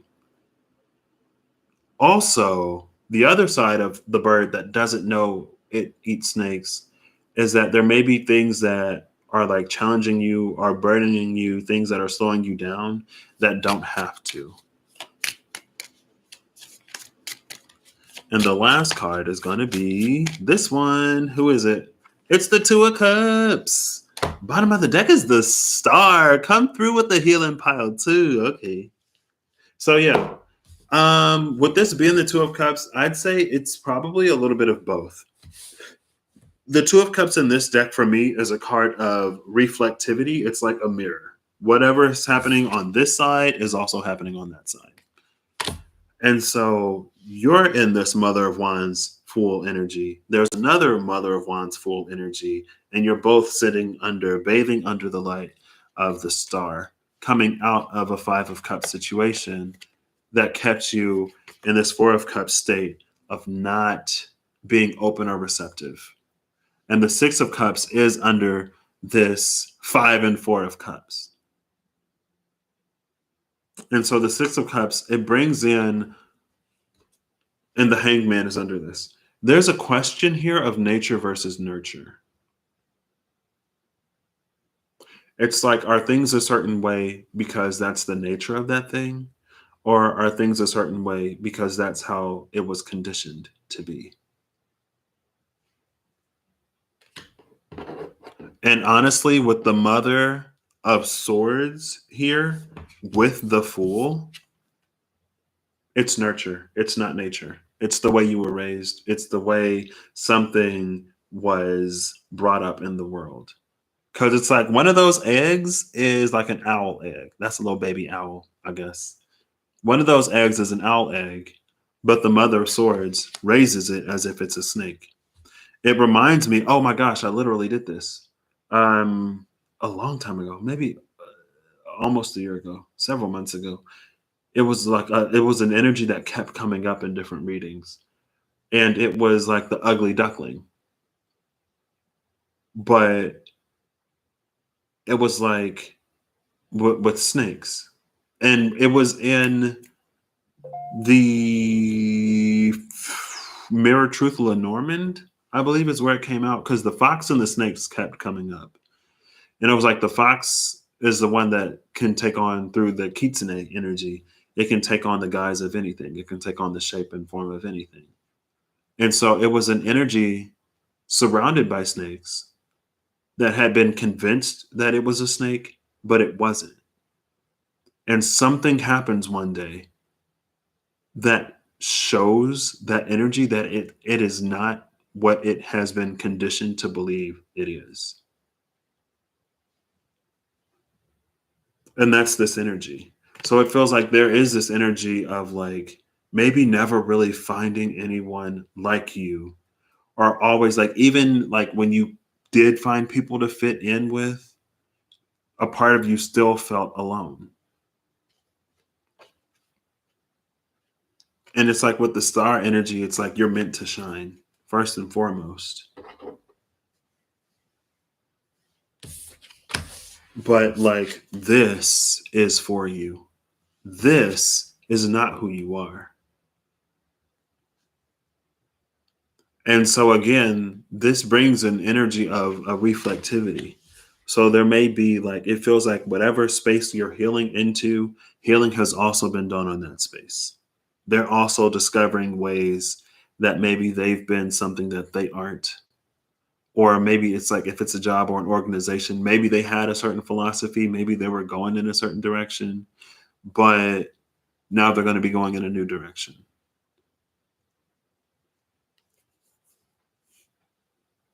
This is beautiful.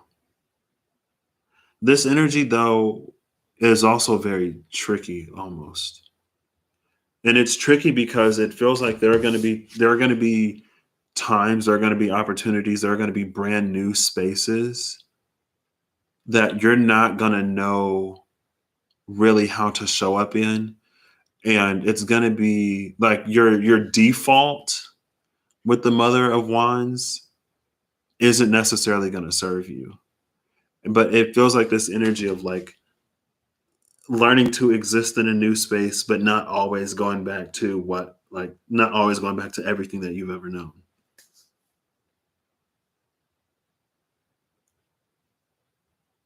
And I mean, like the Fool is literally right here. And with the Two of Cups and the Star, all I can tell you is it's going to feel a lot better than whatever you're coming out of. But besides that, you build this space, you create this space by how you pour into it, how you show up, and what you give to it. And so it is almost currently undefined. And honestly, like weirdly, it feels like it's almost spiritually undefined as well. Like spirit hasn't even defined this space. Almost because it's so far into the energy of potential. But it makes sense because it's the Fool. The Fool is literally potential. It's zero. Potential in and of itself has no value. It has no worth. It's yet to be realized. But energetically,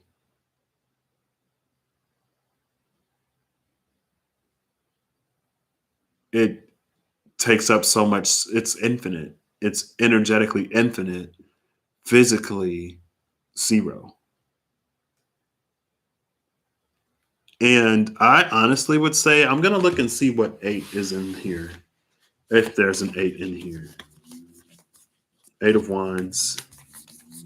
I should have known that. So the only 8 in here is the 8 of Wands. 17, the star, that's an 8 technically. I guess we'll take it. And the reason why I'm looking for an 8 is because I would say, like, don't limit what this potential could be. Limited potential is an 8. See? There's a 0. If you put a belt on that 0, and if you squeeze it until it's about to pop, it'll look like an 8. The 2 8s is the 8 of Wands and the star.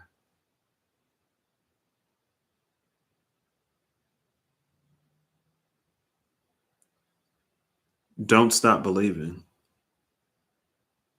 And it feels like the bar is going to continue to just raise. And maybe it's going to raise more and more because, again, you're coming out of this. You're not as limited as some would make you believe. You're not as limited as you believe. All right, these are interesting. Pile number 4. Let's get into it. I'm going to say 151.30. I really did put question marks in pile 1. I almost want to keep it because I was like, "Ooh, pile 1 is going to be some mystery," but I'm not going to do that. So pile 4, Mother of Swords up top, 8 of Cups on the bottom, 7 of Pentacles. That dog won't hunt. But with the 7 of Pentacles, the 7 of Pentacles could be you uprooting something that you are cultivating. Maybe it's not. Maybe it's the environment that's killing this thing. Maybe it's not. So maybe you're just like transplanting something. Maybe you're going to uproot it and plant it somewhere else rather than just like cutting it, right? 2, 1. 6 of Wands is your first card. The card of victory, the card of recognition, the card of triumphing. The 10 of Pentacles just fell out on top of that 6 of Wands. So that's definitely some heavy abundance coming in. But a 10 of Pentacles abundance is Ace of Cups. Okay. 10 of Pentacles abundance is one that's meant to be shared. It's not one that's meant to be hoarded. And finally, the 5 of Pentacles. Bottom of the deck is the 7 of Pentacles. It feels like there's a situation. It feels like there's a little bit of ego here. But it's not unwarranted. Because it feels like there was some triumph in a situation. It feels like there's something that maybe you feel you deserve with the 10 of Pentacles. But with the Ace of Cups into this 5 of Pentacles, it feels like there's some humility needed here somewhere. Or maybe it's like to claim victory in, okay, so it feels like there's been constant challenges with the 7 of Pentacles and with the 2 of Pentacles. Constant challenges that you've been facing maybe since the day you were born or for a minute. Constant challenges, constantly evolving, constantly doing this, constantly doing that. And so it's put you in a position of this victor mentality where, the 2 and the 9 are the 2 and the 7 is 9 Pentacles. And so it's like, well, go ahead and give me the 10th one. I've already done this much. But it feels like at this point, though, instead of this 2 Pentacles adding to your abundance and getting you closer to the 10, it's actually taking away and it's putting you in the position of the 5. And the thing that's missing is this Ace of Cups heart. And the Six of Swords is under that Two of Pentacles. The Six of Swords can cross whatever this water brings into the situation. Maybe maybe you have like a certain spirit guide that is trying to help you, but it can't. Because what just came to mind, it's like spirits can't cross running water. And there's no bridge here. And so it's an energy of like, after everything you've been through, it's like it's kind of hardened your heart a little bit. You're a little bit reserved or not the most vulnerable. It's a very prideful lion type of energy. And Six of Wands is a Leo card. So, hey, not surprised, right? I don't know what it is in Leo, but I know it's a Leo. And so it's either because there is no water or because there's so much water, something can't make the journey across. And so because it can't make the journey across and you expect it, it takes away from you with this Two of Pentacles under the 7, leaving you at the 5, instead of adding to you, putting you at the 9. But you will put yourself in the 9 of Pentacles because of whatever the Six of Wands is. But in reality, you're the 5 of Pentacles. Because the 9 of Pentacles, although it is although it is like a single energy, it's not alone. It's not isolated. It's not cut off. It's not miserable. It's not the 5 of Pentacles. So if you're feeling like the 5 of Pentacles, you're not at the 9. No matter how much money or status or whatever you put behind your name, if you're still feeling this is where you are. And with the 7 of Pentacles, it's something that it's a habit. It's become a practice.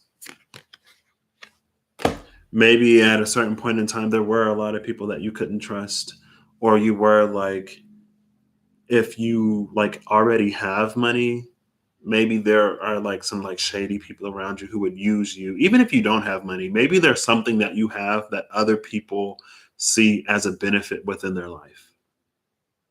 And maybe they didn't have the best of intentions when it came to you. Maybe they just saw you for what they could get out of you or how they could use you. They didn't even see you as the person that you were, right?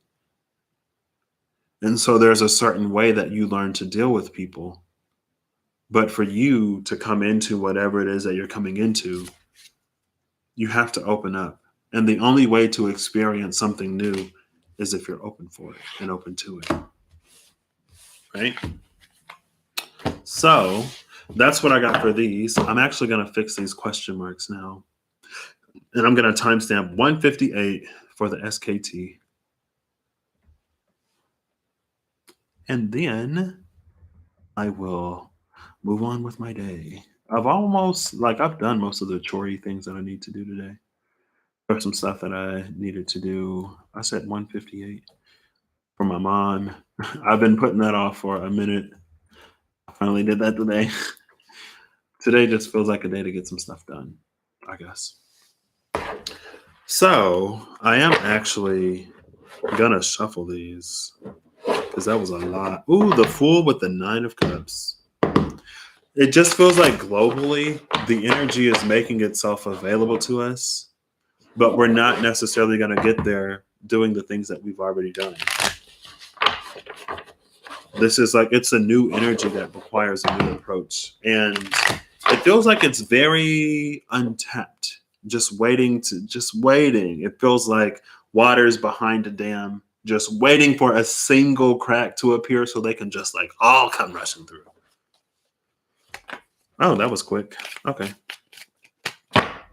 Bottom of the deck is the 9 of Swords, the card that came out. Cards. It's the 7 of Pentacles and the 9 of Pentacles. So our own habits, our own patterns, what we cultivate and what we grow, put us in this 2-7-9 position. Instead of 9 Pentacles, we got 9 Swords. All we see is limitation because of what hasn't grown in the past. but we're coming into a new energy. We're coming into something new. Something has transformed. And it's up to us to transform with it in some way, shape, form, fashion, and or regard. Tomorrow is Friday, y'all. Monster Hunter Rise comes out tomorrow. I need to pre-order that. I need to be looking for more jobs. I kind of took a break because I want to get all my eye surgeries done. I have the final eye surgery in a week. I have an appointment with a YAG laser. It's a yttrium. What was the A? Y was yttrium. G was garnet. A could have been aluminum, but I feel like it wouldn't be aluminum. Some kind of yttrium something. Garnet laser. And then I'll be ready to move on. SKT, what do you got for me? Hey. More than you have time for. Okay, well, just give me like 1 or 2 cards, please.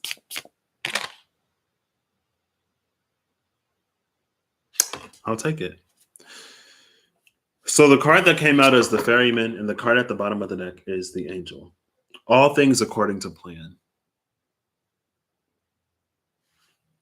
The Angel has a perspective that we don't have. That's why it can so artfully and masterfully pour between those 2 cups. And it's like the Angel pours into you what you need before you come into that situation. So pay attention to the signs, pay attention to the synchronicities, pay attention to the things that have been challenging you lately. Pay attention to the things that you've been noticing. Pay attention to those little thoughts and one-off ideas that you have, especially if they come frequently, because where you're going, whatever you will need has already been given. The Angel gave it to you in advance because it knew that you would need it. Angel is cool like that. All right. Well, I will catch y'all later. I hope you have a good whatever whenever y'all see this. Aeacus. Why do I keep saying Aeacus? Rhadamanthus was definitely interesting.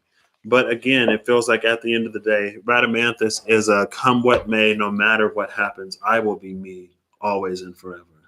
Inflexible integrity. It's uncompromising. And he doesn't necessarily have to be uncompromising, but he's always going to have that integrity. And because he does maintain that integrity, he gets recognized. So he isn't necessarily settling the disputes of the gods like Aeacus, but Rhadamanthus probably had enough to worry about in his own life to not need to worry about what the Greco-Roman pantheon or the Greek gods were up to more specifically. So, because like Rhadamanthus is tied to like Greece. So I don't know if he would necessarily have a Roman equivalent, even though the gods do. Hercules, he might though, because Heracles and Hercules are the same person. One is Greek, one is Roman. Amphitryon would have been the same. Does Heracles not have a stepfather? But it said Heracles, not Hercules. I think Heracles is the Roman name because Hera is Juno. No. Juno is Hera. So Heracles is Greek. I don't know. All right, I'll catch y'all later. I hope y'all have a good whatever whenever you see this. I hope you're acting in alignment to make all that you wish to experience your reality. I hope that the pieces for you begin to fit in a way that makes the puzzle make sense and that gives you something to work with moving forward.